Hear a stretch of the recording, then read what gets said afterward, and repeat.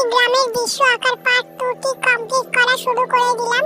প্রথমে গাছের পাতাগুলি রং করে নিচ্ছি।